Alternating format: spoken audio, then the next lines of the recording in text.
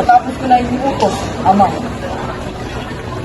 Sila't at ang kanyang mga kasama ay hindi makakapunta sa takot na hindi nila mapamamahalaan ang karagatan dahil sa kagawan ng mga mortal. Si Vulcan naman ay patuloy na ginagawa ang iyong utos na kulog at kidlat upang maging sandata ng Olympus. Si Pluto naman ay... Hindi ko sila kailangan!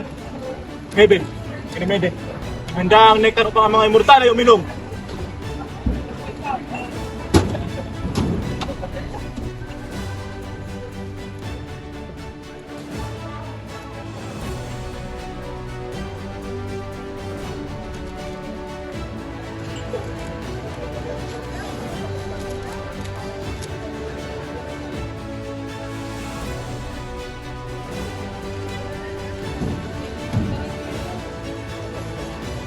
Kung sino man ang gustong mabuhay at inihis ang kanyang sarili, ay talikuran si Minerva at sumapi sa akin.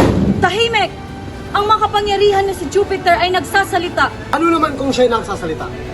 Nayaya mo to ba ang malulupig ng mga Titan? Ang mga Diyos ay uminom ng nektar, kaya't kahit sino ay maaaring magsaya.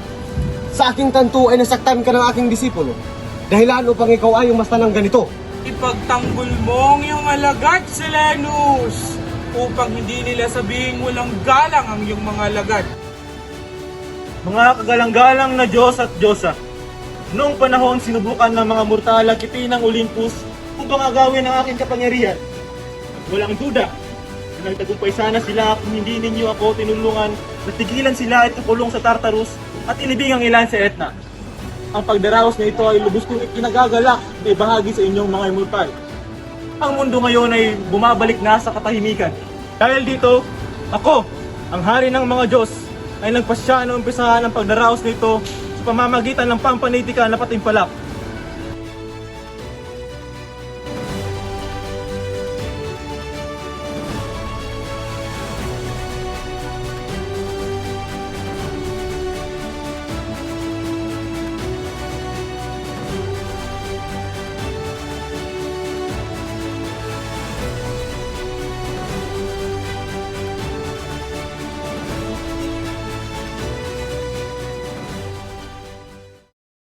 Ang tatlong premyo na ito ay magkasing halaga at ang magwawagi ang siyang tatanggap ng lahat ng ito. Kaya kung sino sa inyong tingin ang karapat-dapat na magmay-ari ng lahat ng ito, ay ipakita ninyo sa akin. Ipagpamanin mo, aking mahal na hari. Bilang iyong asawa ay nararapat lamang na ako ang maunang maghayag ng aking salooban. Walang ibang papantay na maaari kong ihayag, kundi si Homer.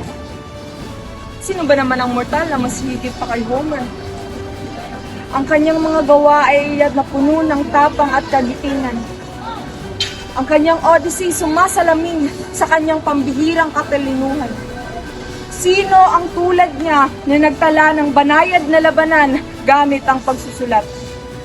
Siyang umaawit ng makadiyos, karunungan, kabutihan, katapangan at kabayanihan gamit ang lahat ng tala sa kanyang awit. Siya ang nararapat. Ipagpaumanhin mo, aking kapatid. Kung di ako sasang-ayon sa iyong kagalang-galang na si Homer. Jupiter, hari ng mga Diyos, pakinggan mo ang aking pakiusap. Dalangin ko na hindi mo ipagwalang bahalang ginawang pagkanta ng isang mortal na si Vergel sa kadakilaan ng aking anak ni si Aeneas. Huwag sana natin kalimutan ang liriko ni Vergel na kumakanta sa ating kaluwalhatian. Sa madaling sabi, si Vergel ang mas karapat-dapat na itanghal na panalo sa patimpalak na ito. Ano? At bakit naman ang isang makatang Romano ay mas higit pa sa isang Griego? Si Vergel na isa lamang manggagaya ay mas higit pa kay Homer? At kailan pa naging mas mahusay ang isang salin lamang kaysa isang orinal? O Diyos ng kagandahan at pag-ibig, tanto ko na ikay palaging nagkakamali at hindi ko na ito ikinatutulan. Dahil kung ang pag-uusapan ay hindi tungkol sa pag-ibig, ito'y nasa ibabaw ng iyong ulo.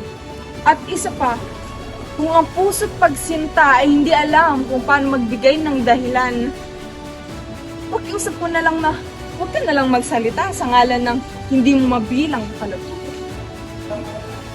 Oh, Juno. Ang iyong pagiging selosa ay kapantay ng iyong pagiging mapaghiganti. Sa kabila ng iyong matalas na memorya, kasuklam-suklam na kinalimutan mo ang pag-insulto ng paborito mong si Homer sa ating mga Diyos at Diyosa. Ngunit, kung sa iyong pagtanto ay siya'y makatwiran at makatotohanan, ay ako'y nagagalak para sa iyo. Ngunit para sa akin, hayaan natin na ang mga Diyos at Diyosa ng Olympus ay magsabi. Oo, hayaan mong sabihin nila na sinasamba mo si Berhel dahil mabuti siya sa pananaw mo. At ikaw, Juno, pinagtatanggol mo si Homer dahil isa siyang makata ng paghiganti? Para kayong mga aso't pusa nagbabatuhan ng putik. At ikaw, Jupiter, bakit hinahayaan mong magbangayan ang dalawang ito? Nakaupo ka lang na parang isang batang nakikinig sa trilohiyang ito.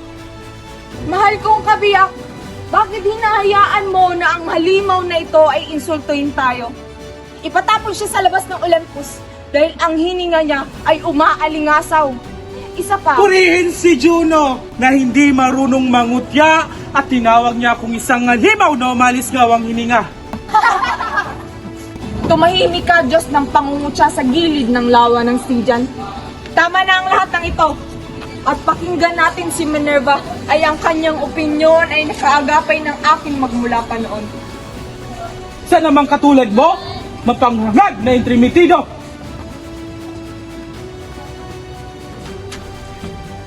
Pakinggan mo ako, anak ng magiting na si Saturn. At kayo, mga kagalang-galang na Diyos at Diyosa, huwag ninyo sanang masamain ang aking sasabihin. At kung sa tingin nyo ay may kulang umalis sa aking argumento, ay huwag kayong mag-atubiling timbangin ito sa skala ng katarungan.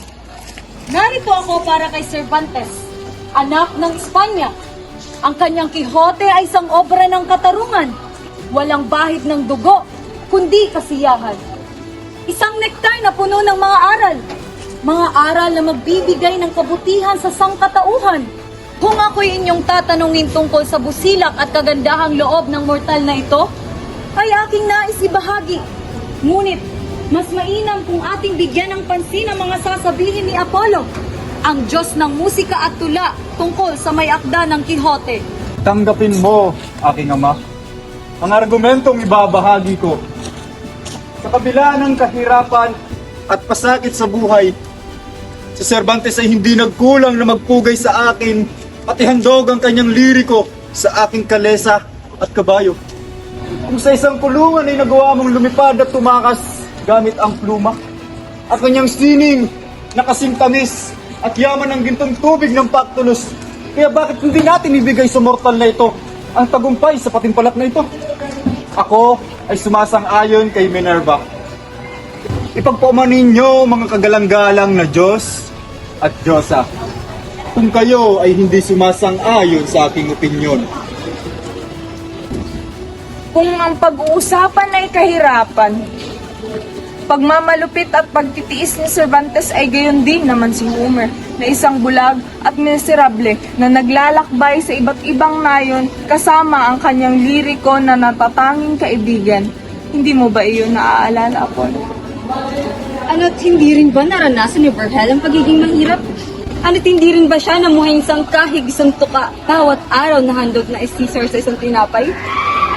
Ang kanyang mga opera, hindi ba ito nagpapahiwatig kung gaano naghirap ang kanyang kahabag-habag na damdamin? Sang-ayon ako sa iyo, Venus.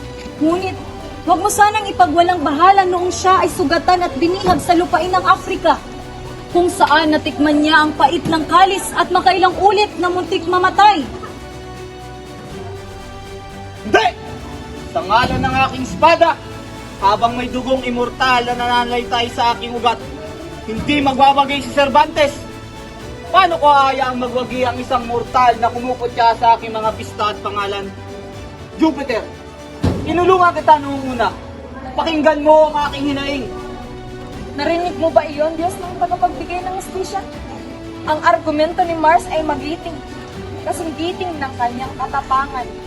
Paano nating hayaan ang isang mortal na kagaya ni Cervantes manalo sa paghimpalak na ito? Kagalang-galang na hari ng mga Diyos, kung hindi ka kumbinsido sa aking argumento, ay tanungin natin ang mga kalahok sa pagdiriwang na ito kung sang-ayon ba sila sa akin.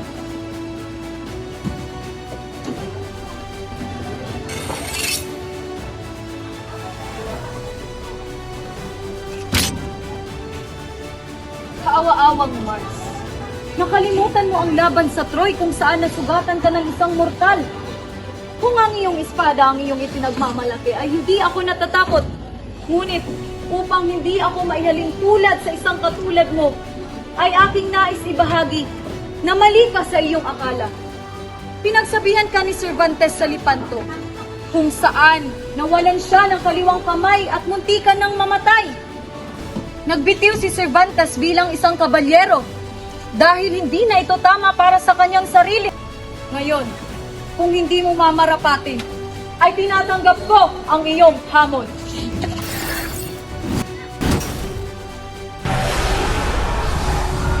Magsisisi kayong lahat! Magsibalik kayo sa inyong mga buwan! Katarungan lamang ang magdedesisyon kung sino ang magwawagi.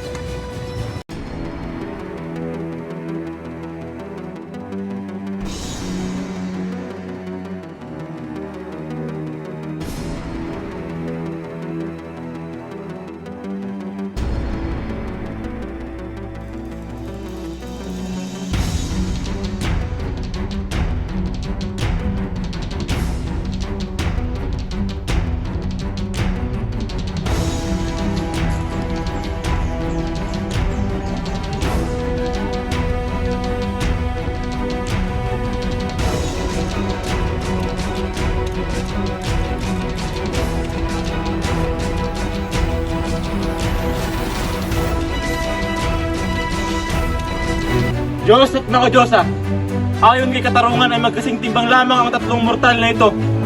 Nagbigay buhay tayong lahat kay Homer, siyang tatanggap ng trumpeta, kay Virgil na may-ari ng Sojapi, at kay Cervantes na may-ari ng Laurel na korona.